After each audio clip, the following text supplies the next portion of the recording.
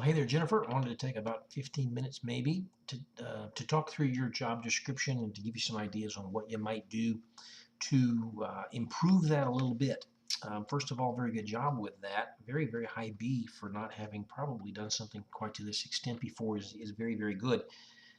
Before we get too far into this video, let me encourage you to pause it and look at the document file that I've attached, which represents an update that I've done to your original file with some aesthetic changes, some wording changes, some additions and so forth, and also to print out the PDF file. In that PDF file, I took your original file and I scanned it after I made my notes. You're going to want to probably have that with you as I talk through this video so that you can follow along and see what I'm talking about.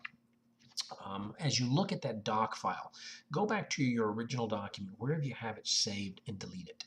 That's version 1 of this, and we don't want that anymore. What I've got attached here is version 2, and I want you to build off of version 2 to create version 3, which you're going to email back to me. Now, with all that in mind, hopefully you've gotten that PDF file in front of you that you can make notes on. Let's talk about what this thing is.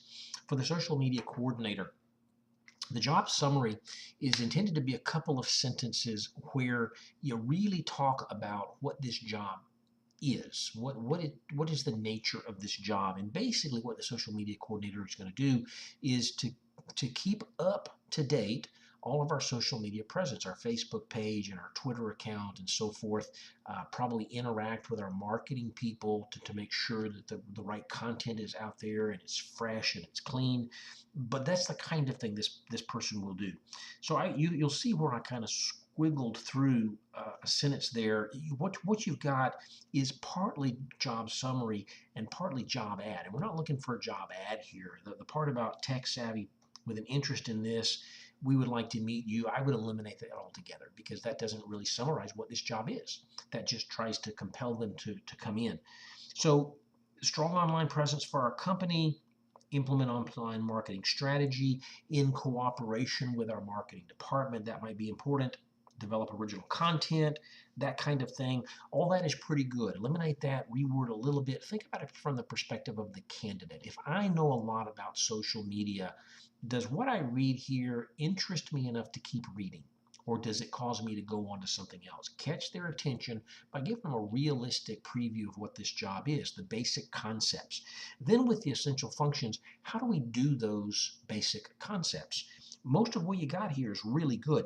I was not honestly familiar with the term SEO, so you might want to spell that out. Somebody who's savvy in social media might know what that means, but somebody who's borderline like me, I'm creative, I'm energetic and excited and a quick learner and so forth, but I might not know what that is, and that might turn me off, so spell that out. Research things, create text, design posts. Most of what you got there is really good. Again, go back to those main ideas in the job summary and see if there are any additional regular kinds of activities that we want you to do to fulfill those objectives. And you'll see where I added something at the beginning about a reasonable accommodation. That's important. And I've also added something about other duties, which is worded particularly to reaffirm for you that we can ask you to do pretty much anything as long as it doesn't violate any laws. All right, with that in mind, that's the bulk of the job description itself, and that's what you may see regularly when you interview for jobs. What I've got below that is the job context, and I want you to think through this even though you might not regularly see it on job descriptions, because not only do I want you as HR to think about what the job does, I want you to think about the environment in which it's done. And that's what the next section is all about, and the main things that they might have questions about that you want to answer now. Under job context, the first question is, who's my boss? I can pull up an organizational chart and see where my box is that says social media coordinator, but who do I report to? And you've pretty well answered that. Directly under the social media or new media manager. On hand is important, but I'd be even more specific than that, where you might say that social media or new media manager who will have an office in your work area, physically 2 doors down, whatever. On hand to supervise, training, questions, tasks. You've done a good job of addressing what if they're not here. I can still get in touch with them, but I add that one little piece to really concrete that they're 20 feet away from you most of the day. Under available guidelines, What you've basically done here is taken the wording from that sample I gave you, but in the video that I created about that sample, I indicated that that was not what that was for, that those people didn't do it very well, and gave you some suggestions on how you can improve it. The available guidelines, the general philosophy behind that is, as a new social media coordinator, I'm going to have lots of questions. And I'm going to start feeling really dumb if I keep going to my boss over and over and over again 20 times a day. So I need some resources that I can turn to other than my boss. What are those resources? That's what goes here. In a couple of sentences, you want to think about, brainstorm, what kinds of resources or tools do we have available for people that they can go to? Certainly, we're going to have employee handbooks. We're going to have policies and procedures manuals. We may have some training manuals that deal with social media. We may have some specialized manuals or policies or things like that that give you the rules of how we do our social media, our Twitter, what works, what doesn't, what the guidelines are, what the parameters are, our Facebook, our Snapchats, any of those kinds of things. I'm going to have mentors. I'm going to have subject matter experts. I'm going to have peers. Those are all resources that I can use to get answers to questions so that I don't have to bug my boss all the time. Maybe available guidelines is not the greatest title for this section, but the point is, what other guidelines are available for me to answer questions without having to go to the same people all the time? All right, accountability, consequence of error.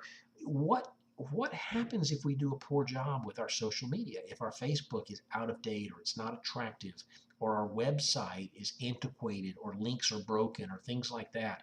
One of the accountabilities of the job is to keep a very active, robust, fresh web page, to have up-to-date, informative, appealing Facebook posts, things like that. Those are accountabilities. They go in line with the functions and the summary. But if we don't do those things well, what are the consequences? People who come to our web page get frustrated because the links don't work, or I have a hard time finding what I'm looking for, and they go to our competitor. That's a consequence. We lose business. If the information is catalog oriented and we don't keep it updated with current prices, or we have things on there that are constantly out of stock, frustration, we lose business. If we lose business, we have lower revenues. We can't pay bonuses. Those are consequences. If I do a horrible job ongoing, there are going to be repercussions for me, and I might even get terminated from my job. So there are consequences from the organizational standpoint, financially, reputationally, whatever. There are consequences from my standpoint. That's what I want you to talk about. Some of that you've done. I'd probably build it a little bit, go into a little more detail. Personal contacts, who are you going to come in contact with on a regular basis? You're going to be dealing with the public a lot. You're going to be dealing with your marketing team a lot. You're going to be dealing with your manager a lot. You might deal with the office manager or whatever. Some of this you've got in here. Social media manager, daily, why? Branch manager, daily, why? Marketing managers, coordinators, weekly, why? Good. What about customers? What about vendors? What about people in accounting? What about people in the warehouse? Certainly our marketing department, you've got that. There are people inside the organization, there are people outside the organization. Do as good as you can to come up with 5 or 6 different groups of people you're going to interact with on a regular basis, who they are, how frequently you're going to do it, and what the nature of that is. Under supervision exercise, you won't supervise branch managers. You're not. They're going to report to the assistant VP or something like that. Realistically, somebody brand new in our social media coordinator's position won't supervise anybody. So you'll say, normally, you won't supervise anybody, at least for the first couple of years, formally and officially. But you might be called on to mentor new people. You might be called on to be the leader of a work group or things like that. So you'll have some opportunity to provide leadership, even if you're not supervising anything. That's kind of what you're looking for there. Realistically, you're not going to supervise anybody. But for another job, like an office manager, you will be supervising. So this is important, even if it's not really applicable to this job. What are the physical demands? You're probably not going to have to lift things, carry things, walk things, talk to angry people. So the physical demands may be minimal. You've indicated minimal standing, walking, or lifting. You might even be specific to say, that's less than 5% of your work week. And when you do have to lift, it's typically less than 10 pounds. I don't know. Phone conversations typically are very positive. Nobody's yelling at you. They're looking for information. Meeting attendance, those could be boring, which could be a physical demand. It could drain you emotionally, whatever. But you're on track here.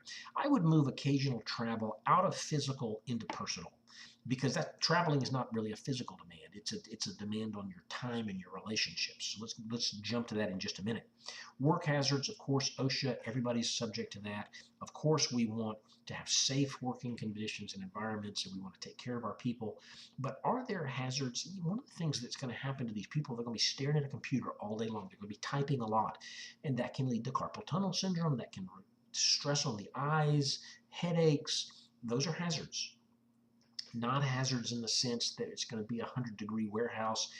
There are going to be things falling off of shelves. There are going to be oil spills or chemical spills, or going to be working with chemicals or operating dangerous machinery. Not those kinds of hazards, but there are hazards. So acknowledge that there are some things. You might even mention there are not any large hazards or alarming hazards maybe, but they're minor things that can create problems physically when you go home. All right. Personal demands. How is this going to impact your relationships outside of this place? Do you have to work? I would eliminate that entire phrase that you've got there. What you want to put here is the answer to the question, when I go home at the end of the day, am I done with this place? Or is there some personal understanding or expectation of me even after I leave? Am I going to have to work overtime? Am I going to have to work holidays and weekends? Am I going to have to travel? Will it be overnight? Do I have the stress of driving, or am I riding with somebody? Those are all personal demands. Anything that can impact your personal relationships is what you want to get here. So talk about how much overtime there is and how frequent it is at month end, or when we introduce the new catalog or something, there'll be expected some overtime, or occasionally a weekend or something like that. All right, based on the essential functions, what do you have to know to do those things? You've got to certainly know an awful lot about websites, Facebook, Twitter, things like that. You'll probably have to know something about word processing, but sounds like a good bit of what you've got here on this page in knowledge, skills, and abilities is more in line with an administrative assistant job, and that's why I scored this lower, is because it sounded like you were describing a completely different job. You've got to know computer stuff. You've got to know social media stuff. You got to certainly terminology, but stenography, I don't know. Basic computer programs, sure. General rules to specific problems, that's really vague. Try to tie that in more. Interpersonal skills, in what sense? Professional image, if you're sitting at your desk all day building web pages, what professional image is there that you have to present? Think about this kind of stuff. I don't think this is exactly what you're looking for in a position that deals almost entirely with the internet and the web. So customize that to that kind of a job.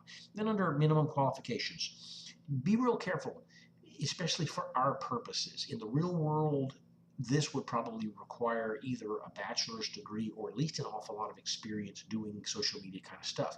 But in the reality of our situation, you're interviewing business communication students who have 60 credit hours of college. None of them will have a bachelor's degree. If I am in that class reading this all sounds interesting. I can do this stuff.